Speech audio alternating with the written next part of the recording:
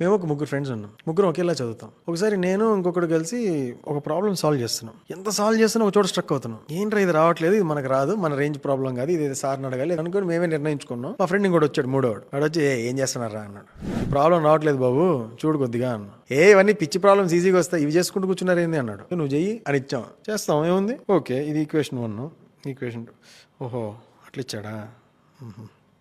ఇక్కడ ఏంటి వాల్యూ ఏంటిది, ఇది అదే. ఓకే వచ్చేసింది చూడు, ఇదే ఆన్సర్ వచ్చేసింది అంతే, అయిపోయా. చెప్పినా కదా చిన్నపిల్లల లెక్కలు ఇవి. వెళ్ళిపోయాడు. ఫస్ట్ ఆఫ్ ఆల్ మేము ఒక ప్రాబ్లం అనుకున్నాం, దాన్ని కానీ సాల్వ్ చేయాలని ఇబ్బంది పడుతున్నాం. కానీ వాడు ఏ ఉద్దేశంతో స్టార్ట్ చేశాడు, ఈ ప్రాబ్లమ్స్ నన్ను ఏం చేయలేవన్న యాటిట్యూడ్ తో స్టార్ట్ చేసి వాడికి ప్రాబ్లమ్స్ వచ్చాయి. కానీ వాడి మైండ్ ఏం చెప్తుంది, ఇవి కాదు, ఇవి నీకు ప్రాబ్లమ్సే కాదని చెప్తుంది. మాకేం చెప్తుంది, అబ్బా రావట్లేదు ఇది మన రేంజ్ కాదు అని మాకు చెప్తుంది మా మైండ్. ఎందుకంటే మా ప్రిపరేషన్ ఎలా ఉంది, మా యాటిట్యూడ్ ఏంటి, వీఆర్ నాట్ దట్ గ్రేట్ అని మేము నమ్మాం. కానీ వాడు యాటిట్యూడ్ ఏంటి, ఐ ఆమ్ గ్రేట్ అన్నట్టున్నాడు. వాడు రైట్ యాటిట్యూడ్ ఉందనుకో, నథింగ్ కెన్ టచ్ అస్.